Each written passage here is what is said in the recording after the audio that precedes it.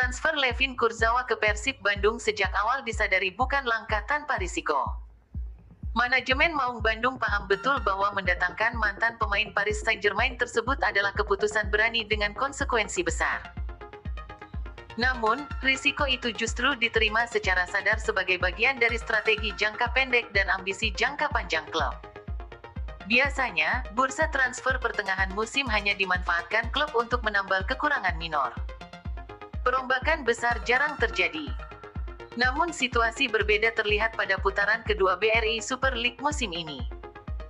Sejumlah transfer spesial bermunculan, mulai dari John Toral ke Persik Kediri, ex-pemain J-League ke Bali United, hingga Sanepati Nama yang merapat ke Persija Jakarta. Di antara semua nama tersebut, Levin Kurzawa ke Persib Bandung menjadi transfer paling fenomenal.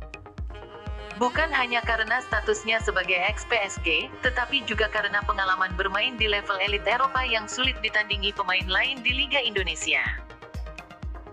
Di sisi lain, keraguan publik terhadap Kurzawa juga tidak muncul tanpa alasan. Dalam 4 musim terakhir sejak tahun 2021 sampai tahun 2022, Kurzawa hanya mencatatkan total 12 pertandingan resmi. Bahkan dalam 3 musim terakhir, ia hanya tampil 1 laga per musim dengan menit bermain yang sangat minim. Kondisi tersebut diperparah dengan statusnya yang sempat menganggur selama sekitar 6 bulan sebelum bergabung dengan Persib. Artinya, Kurzawa tidak terikat kontrak klub dan tidak menjalani kompetisi resmi dalam periode tersebut. Selain minim menit bermain, riwayat cedera juga menjadi perhatian utama. Dalam 4 musim terakhir, Kurzawa tercatat menghabiskan sekitar 265 hari dalam masa pemulihan cedera. Cedera yang dialami pun beragam, beberapa di antaranya bersifat kambuhan. Dengan data tersebut, kekhawatiran soal penurunan performa dianggap wajar. Persib sadar ini transfer high risk. Namun yang perlu dipahami, Persib Bandung bukan menutup mata terhadap risiko tersebut. Manajemen justru sepenuhnya sadar bahwa Levin Kurzawa ke Persib Bandung adalah transfer high risk.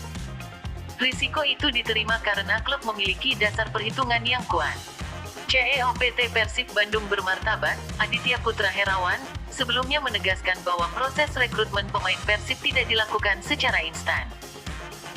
Setiap pemain yang direkrut telah melalui penyaringan puluhan hingga ratusan profil, dianalisis oleh tim pelatih, analis, hingga manajemen. Artinya, ketika Persib memutuskan menawarkan kontrak kepada Kurzawa, keputusan tersebut sudah berbasis data komprehensif. Mulai dari riwayat karir, kondisi fisik, potensi risiko, hingga langkah preventif jika skenario terburuk terjadi. Baseline quality Kurzawa masih di atas liga.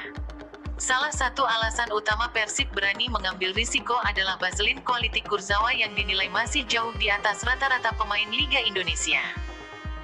Bahkan dengan kondisi kebugaran 60 hingga 70%, Kurzawa disebut masih berada di level elit untuk standar Super League.